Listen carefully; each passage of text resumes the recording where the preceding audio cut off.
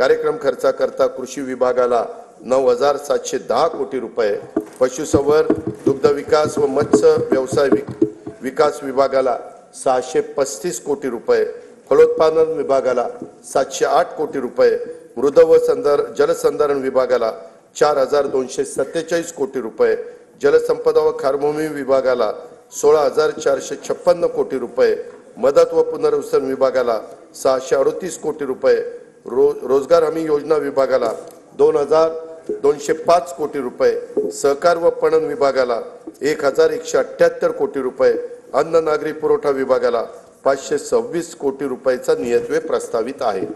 महिला, बालके, युवक, गरीब व वंचित घटकांवर लक्ष केंद्रित करून त्यांच्यासाठी अन्न सुरक्षा, निवारा, पिण्याचे शुद्ध पाणी, आरोग्य सेवा, शिक्षण सुविधा आणि रोजगार स्वयंरोजगाराच्या संधी उपलब्ध करून त्याद्वारे सर्वसामान्य माणसांच्या जीवनात गुणात्मक बदल घडवण्यासाठी राज्यात लोककल्याणकारी योजनांची अंमलबजावणी करण्यात येत आहे।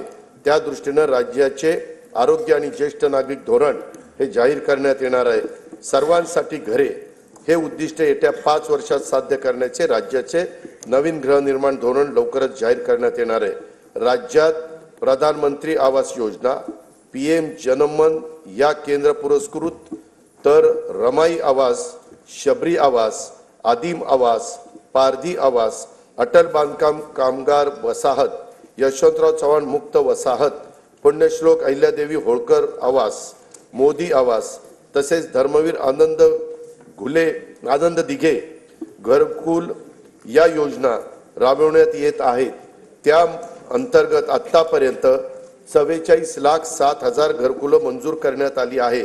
प्रधानमंत्री आवास योजना ग्रामीण टप्पा 2 अंतर्गत सन 2024-25 करता 20 लाख घरकुलांच्या उद्दिष्टापैकी सुमारे 18,38,000 घरकुलांना मंजुरी दिली असून 14,71,000 लाभार्थींना पहिल्या हप्त्यासाठी 2,200 कोटी रुपये वितरित करण्यात आले आहेत। ही योजना राबवण्यात महाराष्ट्र देशात प्रथम क्रमांकावर आहे। लोकप्रतिनिधी आणि लाभार्थींच्या मागणीला प्रतिसाद म्हणून राज्य सरकारकडून या योजनेच्या अनुदानात 50,000 रुपयाची वाढ करण्यात येणार आहे।